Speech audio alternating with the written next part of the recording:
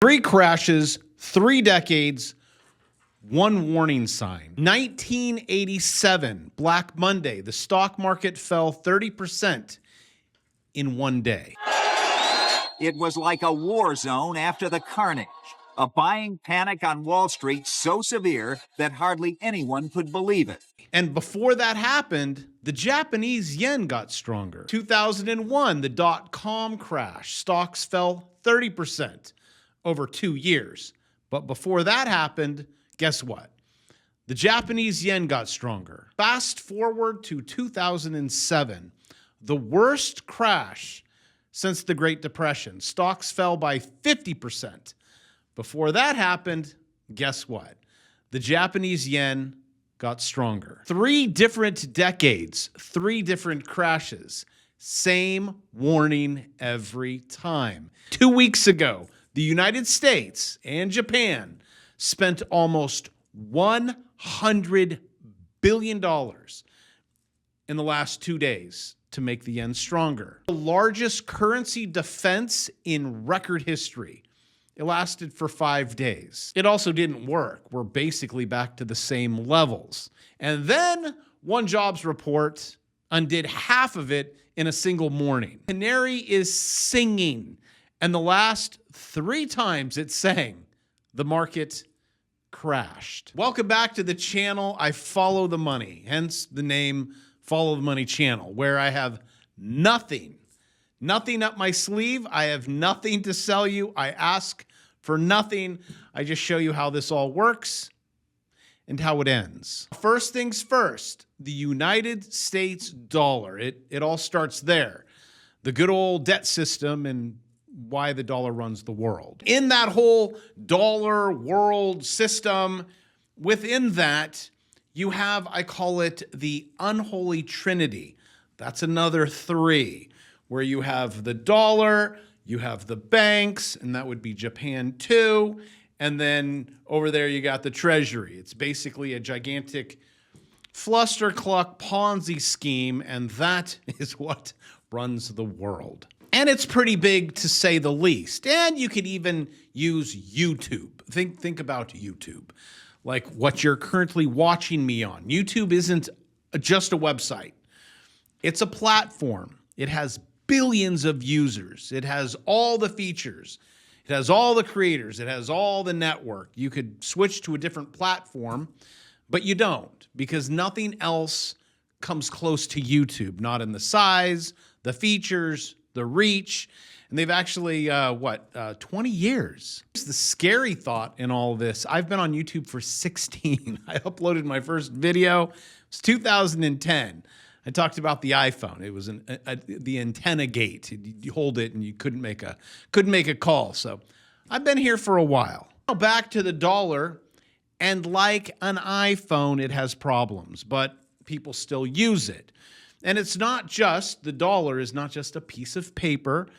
It is a financial platform, the biggest one since Rome, bigger than Rome. And almost every commodity on earth, oil, copper, wheat, semiconductors, is all priced in dollars. Almost every major international loan, people don't think, oh, so people take on loans outside the U.S. Yes, they take it out in the dollar. They don't do it in their currency. The loans are made in dollars. And almost every country that wants to participate in global trade needs dollars to do it. So, big picture, everyone uses dollars. Everyone takes out dollar-denominated loans. Now, here is the most important part. Dollars are created when banks make loans. When that loan gets paid back, poof, the dollars disappear. Money disappears. Yes, I know the argument with gold. Gold does not disappear, it just moves. Dollars disappear. So every company and every country that borrowed dollars has to find dollars to repay them. The world is actually short dollars, not just clicking a button on the screen being short dollars. It's just we're short dollars. Not just that, it's always, and it is always by design. That creates constant demand for the dollars that don't go away just because one currency has lowered their interest rates. Here is what is changing. The 30-year Treasury bond, and you're probably hearing a lot about this in the news, just hit 5.33% yield. These rates, 5.33, you can go back in charts because I do. These go back to 1998. That means the world is now charging the US more to borrow at any point in almost 30 years, 28 to be exact. And even though people will scream from the top of mountains, do YouTube videos, oh, the death of the dollar's dying. Sure, but the dollar is the biggest. The platform is the biggest. And for what? First time in 3 decades? Okay, cracks are showing. Japan is where those cracks are most visible right now as I am preaching it to you. Boy, did we not hear about it on the YouTubes. The carry trade, and then everyone had to look it up. Bravo, what is the carry trade? Well, how Japan became the world's bank. So for 30 years, Japan kept its interest rate near zero. Now, this is great for you and I. Investors, maybe you're an investor, maybe you're a trader, but you notice this immediately. Now, check this out. Borrow yen for zero or almost nothing. Convert it to dollars. Put those dollars into treasuries, paying 4%, 5%, or maybe we'll throw it into the stock market, 10%, and everyone keeps the difference. That's the carry trade. I actually like to call it, here, hold my grenade. Some estimates, while you're holding that grenade, put the total amount of money in this one trade at $14 trillion. Thus, when I say Japan is the world's bank, Japan's the world's bank. And our stock market, all of our portfolios, a significant chunk of global debt, it's there. And partially built on borrowed Japanese money at 0% interest rate. This is why the yen matters so much to global markets. Now, when the yen gets stronger, investors who borrowed it, hence holding the grenade, suddenly owe more than they planned. So what are they going to do? Well, they're going to have to sell. But to pay it back, they have to sell U.S. assets, stocks, bonds, Bitcoin, whatever they have. When they do that, when they all do it at the same time, lo and behold, the market crashes. Why? Because they're selling. They're having to sell. We saw this in 2001. We saw this in 2008.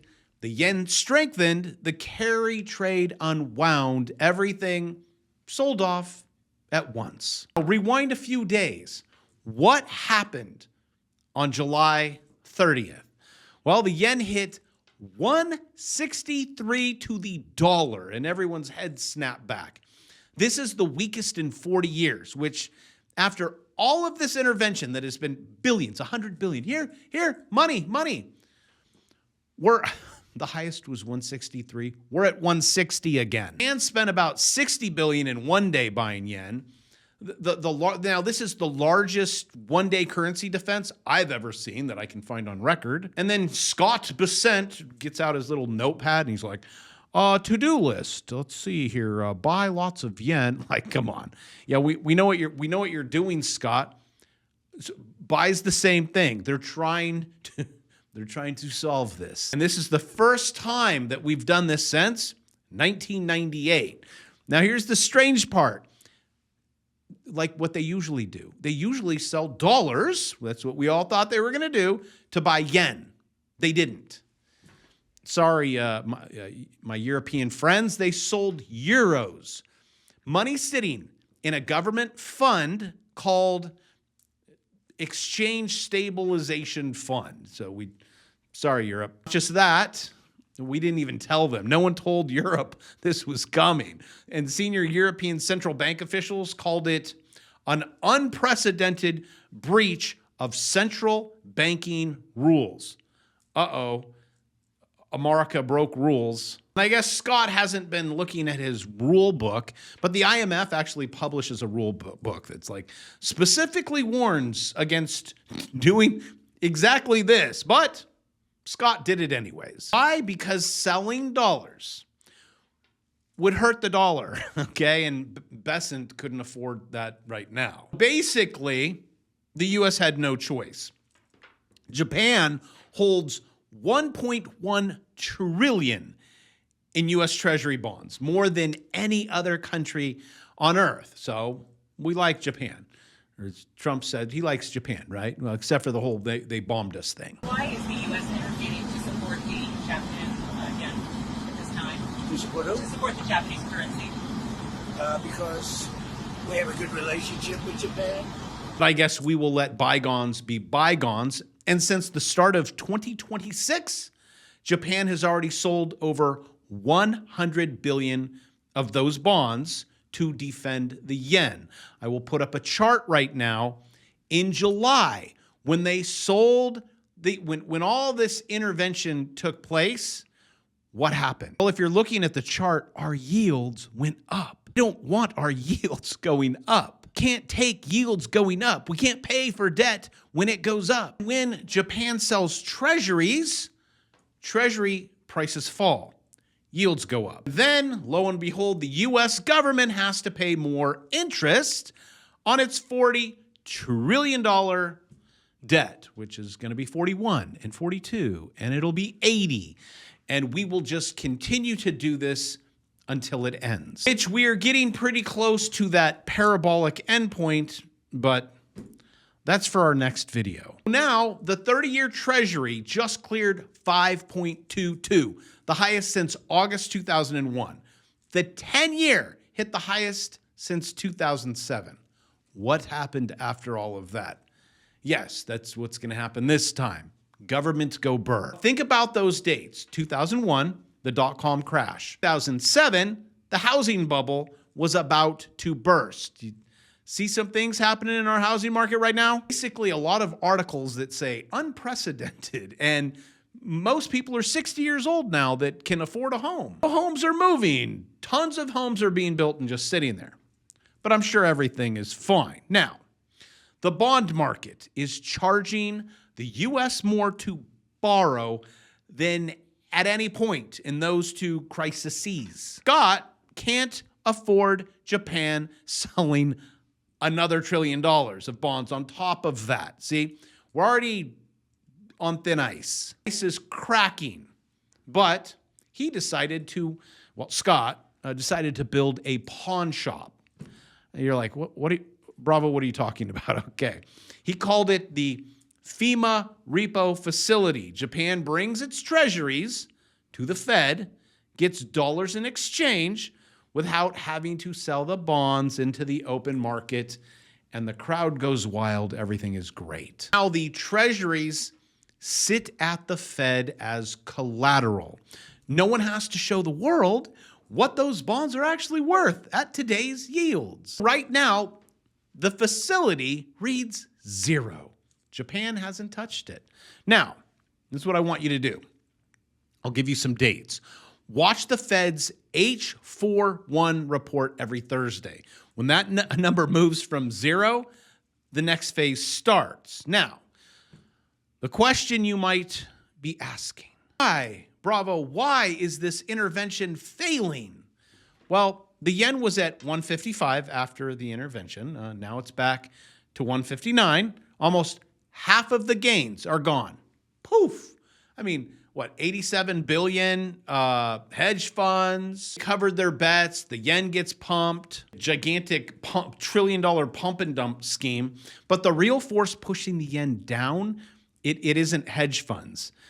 It's Japan, and it's their own pension funds. Japan's own insurance companies, gotta love the insurance companies, and their own institutional money managers. They have trillions in yen. Like any fund manager, they need returns. You don't have returns, you get fired. Japan's economy grew at 1% last quarter.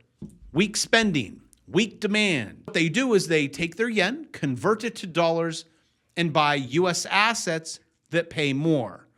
take a look at the stock market right now.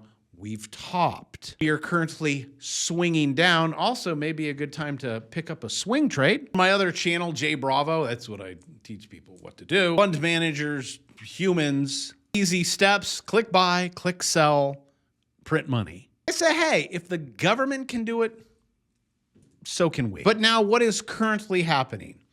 The hedge funds left, the institutional money kept flowing, and then one jobs report, zero, check this out, $0 spent.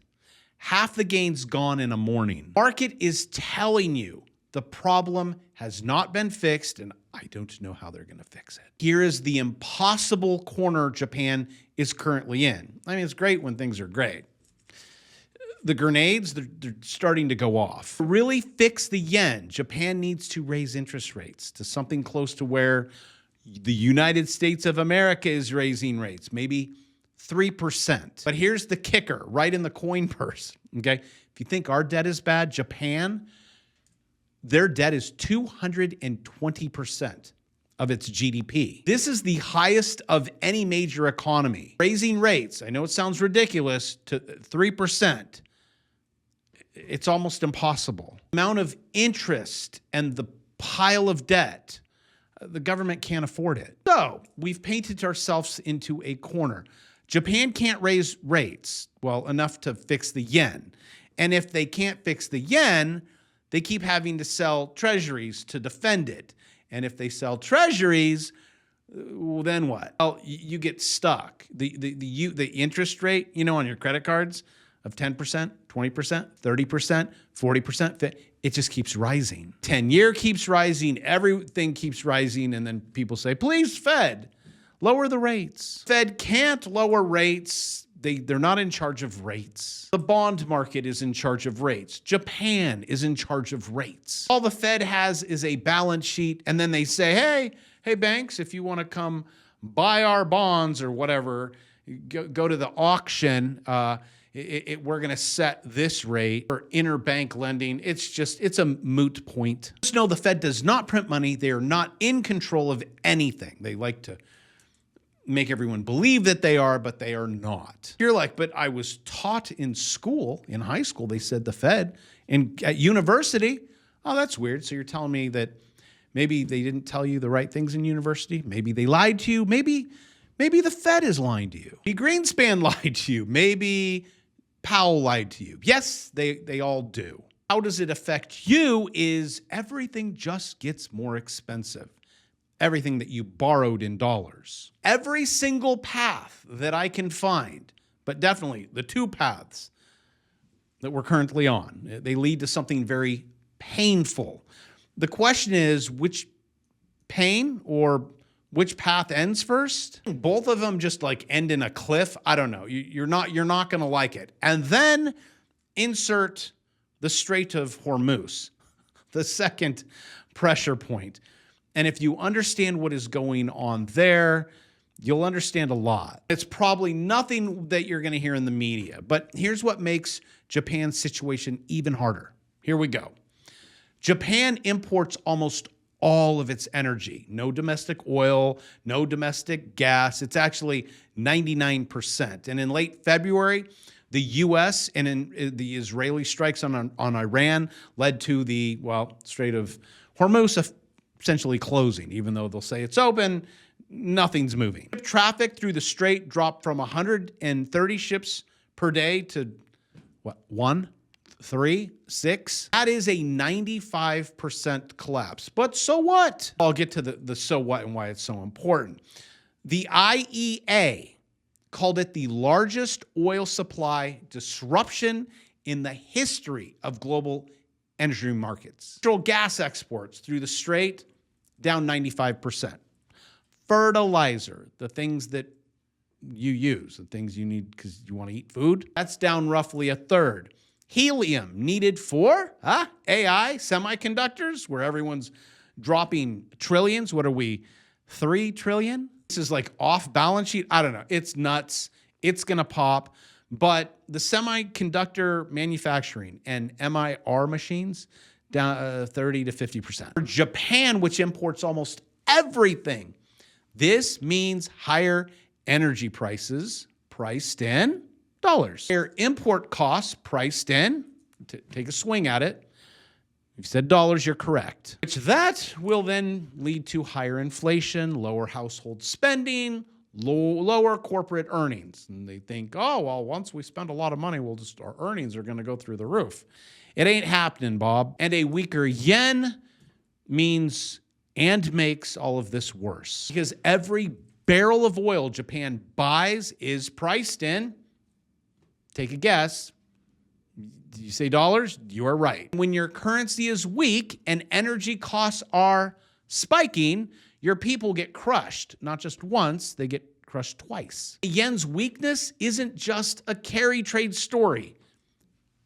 Like what I just said, it's a war story. It is an energy story. And it's an inflation story, all running through the same currency, the dollar, at the same time. Now you know why people, well, besides America, we think, oh, a strong dollar is great.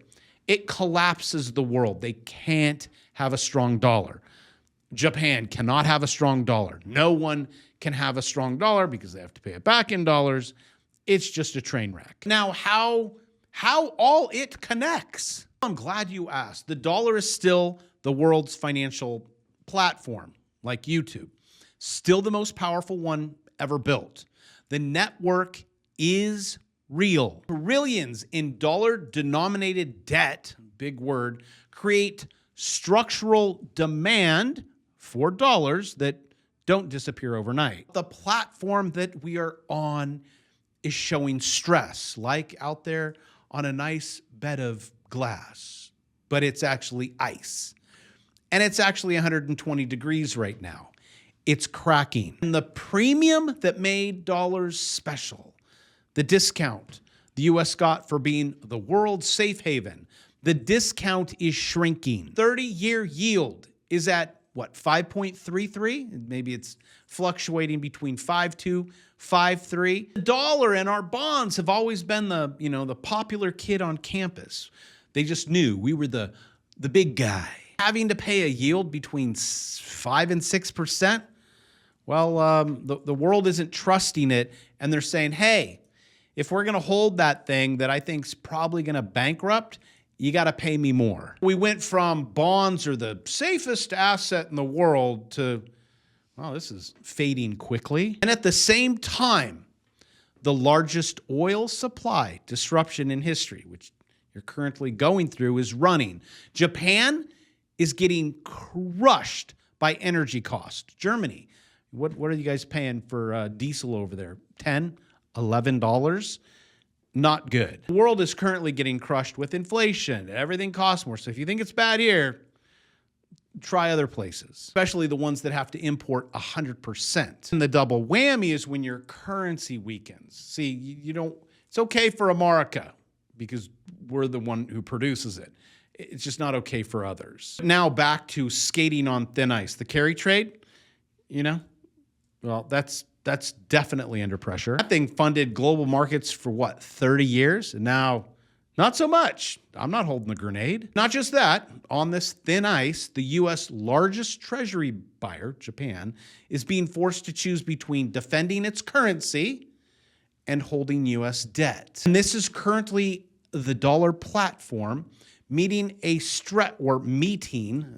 hello, stress test, and it hasn't seen this in decades. Now we get to witness it in Japan, and it always happens there. It's like the same thing, rinse and repeat. Canary in the coal mine, which would be Japan, but in coal mines, they used to use canaries, just to let you know, is like early warning. When the air became toxic, the canary or canaries, I don't know, I was not there, they died. If you're like, oh my gosh, that's so bad, that is sad, how? Well, okay, no canaries, the miners died. So the canaries actually gave them time to get out. The yen is the canary. This is not because Japan is weak, because Japan is the most exposed piece to the global dollar system. They're the largest treasury holder, the largest carry trade funder, the most energy dependent major economy, the countries whose choices ripple through every leveraged position in global markets. We can go back. 1987, the canary sang, markets crashed. How much, Bravo? 30%. 2001, the canary sang, markets crashed. How much? Rinse and repeat, 30%. Okay. 2007, what are we, 3 fingers? 4? The canary sang, markets crashed, but worse. We're looking at 50%. Now, dying to know in the comments section, what do you guys put this one at? Yes, but Bravo, the markets are at all-time highs. Kind of. Also priced in what? Again, that is for another video. And the US just spent almost $100 billion to make the canary stop singing. And how long did it take? 5 days. What are you going to do on Thursday night? You're not going to watch football. You're going to watch the H41 report, but I'm probably not going to like it. Also, watch the 30-year Treasury yield. 5.33, not good. I mean, this is the highest since 2001. What else can you do? You can watch oil. That's not going to be good either. Still a little disrupted. Still a little under pressure. What is that going to do? It's going to push the yen lower. So the canary is not dead yet. It's just not really singing well. Catch this. The people who understand what this canary sound means, they're already thinking about what comes next. And everyone is lining up to profit from it.